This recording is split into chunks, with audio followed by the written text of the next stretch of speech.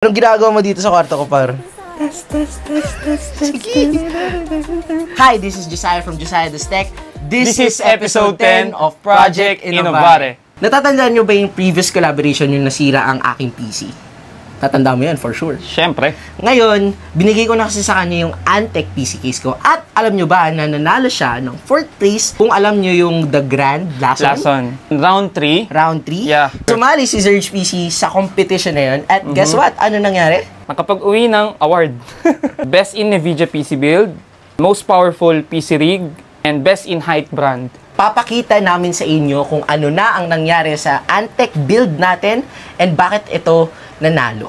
Kahit open case siya, guys, napakalinis.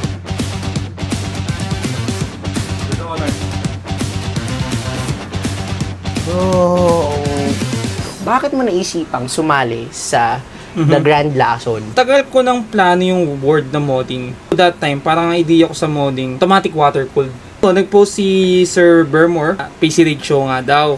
Pero that time, si Sir Paul Perez, nagtanong ako sa kanya kung ang category ba ng PC build for rig show is water-cooled, kailangan sobrang talagang mod. Pero, since sinabi ni Sir Paul na category lang niya is open, so doon ako nagkaroon ng parang idea na, so since open category siya, even yung mga basics setup or modding lang. Sinabi kasing modding, hindi pala in terms of kailangan water-cooled, kailangan sobrang high-end ang PC mo, marami kang XX sa PC mo, yung pagka-artistic mo sa PC, yun lang yung kailangan. So basically, yung nakikita nyo na yan na design sa harap, which is yung ginamit nating team na Zoid, yan yung pinaka-modding. Yan yung pinaka-modding niya. The rest is specs na lang talaga.